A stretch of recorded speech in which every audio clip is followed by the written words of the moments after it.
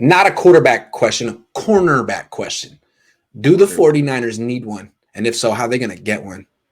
First and foremost, shout out to Ben Camperman, who I did an interview. This kid, 14 years old, crushing it. Like many of the other young gentlemen on your channel that are just phenomenal. I mean, the dream, not your average sports kid. Love those guys. I mean, I wish I had done what they were doing at their age. Me too. I wish there had been this kind of outlet. There was no YouTube in 2000. For me, it was 2001. Yeah. No streaming? Would have been 91. No, there wasn't much. I was operating on my Mac SE at the time there. That was powerful. Computer. Yeah. Oh, yeah. They was it like black screen with yellow type or what? How did it? Yeah. Yes. Oh, yeah. Did it have a mouse at all? It did have a mouse. It was, it was next level for that time. We were, we lived in Palo Alto down the street from Steve Jobs. So we had to have the latest tech. Hold on real quick. Before we get to this cornerback thing real quick, we just got a quarterback question. I feel like bring it. Let's slide it in real quick from Jordan Rinaldi. From the fans' perspective, what would Lance need to do during his rookie contract to live up to the 2 future first-round picks? See, this is like a trick question. You know what I'm saying? He doesn't need to do anything during his rookie year.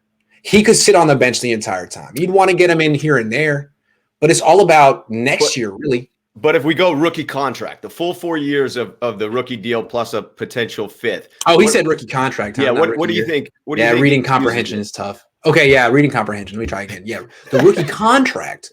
Hey, I'm here for the people. I'm correct. You pay good money here. Get the question right, Grant. Come on. If he had to sit for 2 years and by year 3 he was elite, it'd be all worth it, right? Oh, 100%. So I don't think he needs to play any given amount of time. I just think he needs to be really, really, really, really good by the end of his rookie contract. He needs to be worth a bajillion-dollar extension, at least worth it. Yeah, by the end, because that's what they banked on. The kind of extension where he technically owns like a portion of the team at that point. Yeah, no, it would technically be $1 bajillion that he'd be re-signing for. It's a very big figure. It's a big number, but it exists. Yeah, it does. Yeah, I think that as long as you see those flashes of greatness within the rookie contract, not just flashes, that's not fair. We did give up a lot to get there.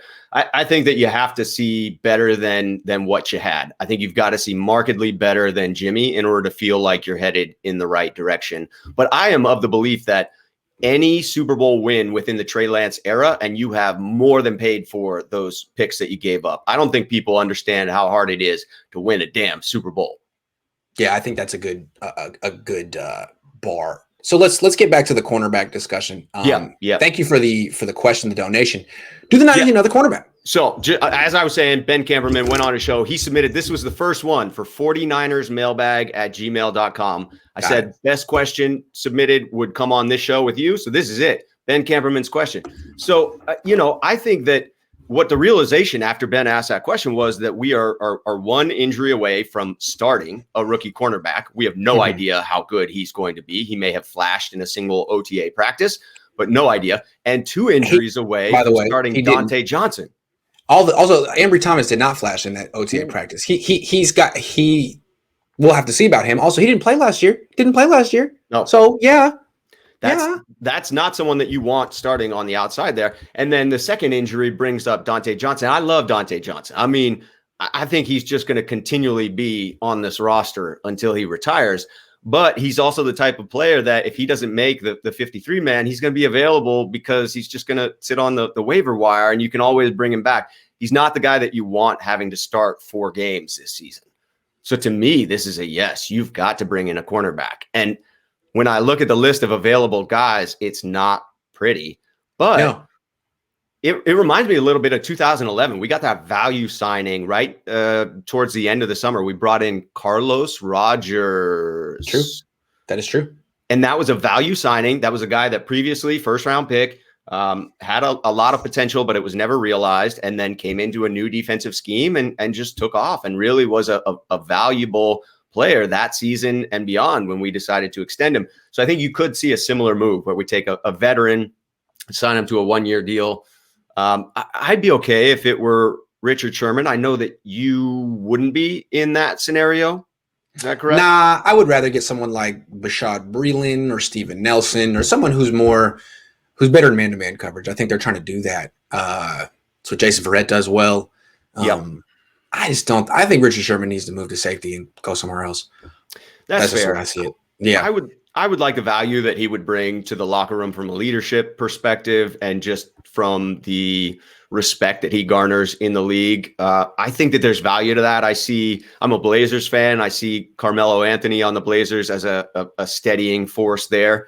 I think that there's value there, but I agree. The person I keyed in on was Steven Nelson, 6-year vet, most recently with the Steelers, 48th best cover corner per PFF. So, I mean, not fantastic, but good as a second cornerback, or, potentially if E-Man wins out the starting job, Emmanuel Mosley, potentially the third corner. I think that's solid. And people are throwing out the fact that the Cardinals might sign him. So to sign him away from a division rival, that would be great. Looks like he's in the $4 million for 1 year type of range. Mm-hmm. It's reasonable. It seems to me that the Niners want Ambry Thomas to be either a starter or the first corner off the bench because they're not bringing in anyone to challenge him. Yeah. So, okay, let's see what he's got. And you better see it quick because I didn't see much. I mean, I haven't seen enough. I didn't get to see him in one-on-ones yet against actual starters. Let me see it because you would hate to learn that he's not ready and then miss out on these guys who are available in their 20s. Available and really pretty cheap at this point. I mean, we are into the value shopping section of the offseason. Rob, I've spent at least the last 2 days trying to explain my stance on Trey Lance, and this is what happens every time. I thought we were very reasonable, Grant. I mean, we spent like 20 minutes on it. For you, this was a very reasonable show and a very reasonable take. Man, this is why you can't get too wrapped up. Like if you really put yourself out there, people will say that you said things you didn't even say. It's like, all right, man, okay. I mean, these people need to realize they are basically encouraging you to throw out a hotter take, Exactly. It's like, well, if you're not going to give me credit for being reasonable, I might as well be unreasonable. Let's go scorching. Sean says, having gone to UCLA is the reason he can't read. Not going to UCLA is the reason you can't form proper sentences. Just saying, LOL. Grad from What's the Matter You. Appreciate it, man. Yeah, I don't know. Sometimes I just get excited when I'm reading and miss words or stuff. I don't know. It's tough, dude. To run the show and read the questions, people don't know how hard Grant has it.